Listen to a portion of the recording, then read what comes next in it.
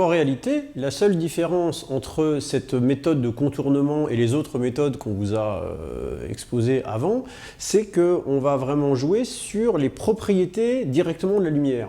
Alors, tout de suite, entrons dans le vif du sujet. On va vous montrer dans la vidéo qui va suivre comment on peut utiliser ce principe de contournement en utilisant simplement 4 miroirs.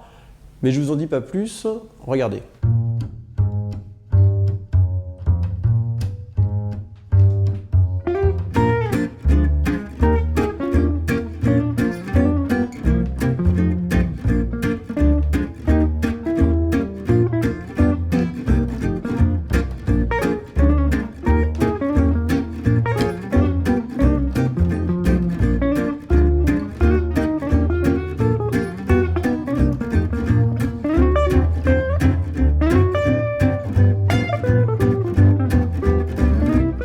Essayons de comprendre ce qu'on vient de voir dans cette petite vidéo.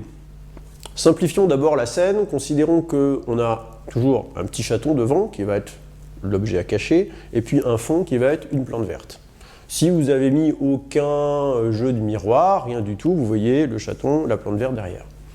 Maintenant, on rajoute les miroirs. Alors comment ils sont disposés ces miroirs? Regardez bien sur le schéma. Il y a 4 miroirs qui sont en fait répartis en 2 x 2 miroirs. Le premier jeu de miroirs, c'est 2 miroirs qui sont perpendiculaires entre eux, mais avec les faces réfléchissantes à l'extérieur. Et en face, on a mis un autre jeu de miroirs, qui sont 2 miroirs aussi perpendiculaires entre eux, mais avec les faces réfléchissantes qui sont à l'intérieur cette fois-ci. Alors le trajet des rayons est très simple à comprendre. Vous imaginez un rayon qui vient de la plante verte. S'il n'y avait rien eu, il aurait été normalement jusqu'à votre œil. Mais là, le premier miroir va le défléchir, va le réfléchir à 90 degrés vers le deuxième miroir, qui à son tour va le renvoyer vers le troisième, qui à son tour va l'envoyer vers le quatrième, et le quatrième miroir, il va le renvoyer vers votre œil. Mais le quatrième miroir, il le renvoie de sorte que le rayon ait la même direction que le premier, donc dans le prolongement exact.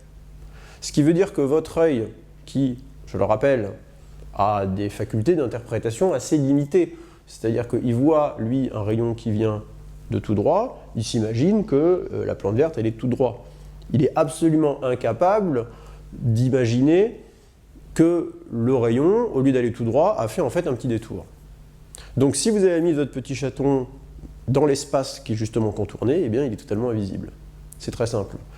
Dans la vidéo, vous avez vu qu'on s'est caché nous-mêmes. Alors nous, on est un petit peu plus grand que les miroirs qui ici font 1,20 m de hauteur. Donc toute la partie qui était au-dessus, on la voyait normalement, tandis que toute la partie qui était en dessous, elle apparaissait invisible, elle était donc cachée, et on voyait à la place, parce qu'il y avait derrière. Donc voici un autre schéma qui permet de voir la cape à miroir, cette fois-ci vue du dessus, où on voit le trajet d'un rayon issu de la plante verte.